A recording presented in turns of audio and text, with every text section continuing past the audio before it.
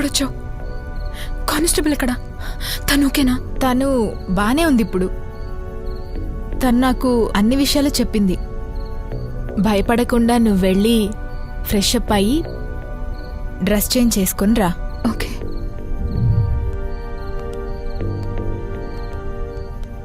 Hi Jhansi, ఎలా ఉంది ఇప్పుడు? It's okay, fine.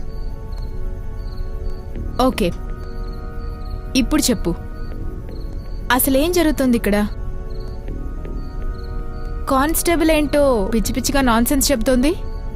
ఇక్కడేదో దెయ్యం ఉందంట కదా, నిజమా?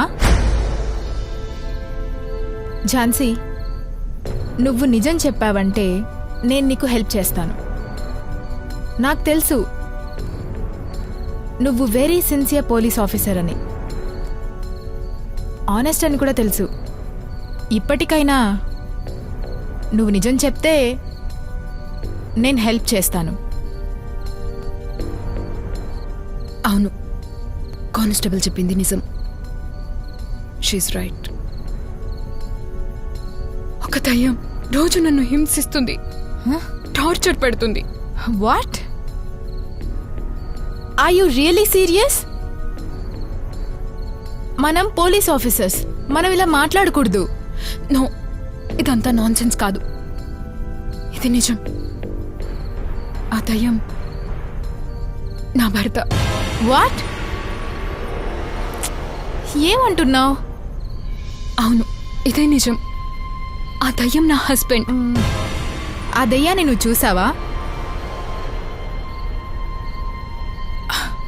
చూడు Jhansi, please please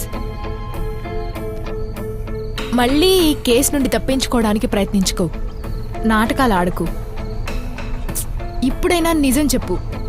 yes yes yes, ఇది నిజం. నా మొగుడే డే అండ్ నైట్ దయ్యంలా వచ్చి టార్చర్ పెడుతున్నాడు. ఆ దయ్యం నీ భర్త అని నీకెలా తెలుసు? నీ భర్త ఎలా చనిపోయాడో తెలీదని నువ్వే చెప్పావు కదా.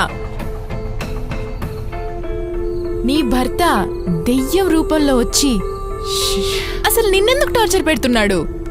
ఎస్ ఐ నో, బికాజ్ నా భర్తని నేనే చంపాను.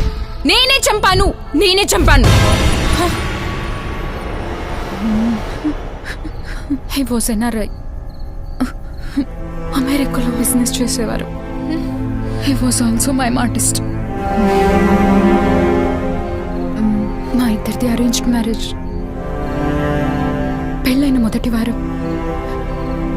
మా సంసారం ప్రేమమయంగా ఉండేది. కానీ పెళ్ళైన వారం రోజుల తర్వాత వాడి నిజస్వరూపం బయటపడింది. వాడొక సైకో. ఆ క్షణంలో వేరే ఆప్షన్ లేక నేను వాడిని అలా చంపేశాను. ఆ విషయం పోలీసులకు చెప్తామనుకున్నాను, కానీ మర్డర్ కేసు కదా. నా పోలీస్ జాబ్ పోతుందని చాలా భయపడ్డా, అందుకే చెప్పలేదు. కానీ ఇప్పుడు దయ్యం రూపంలో వచ్చి టార్చర్ పెడుతున్నాడు. Relax relax, don't worry. దీనికి నా దగ్గర ఒక సొల్యూషన్ ఉంది, నేను హ్యాండిల్ చేస్తాను.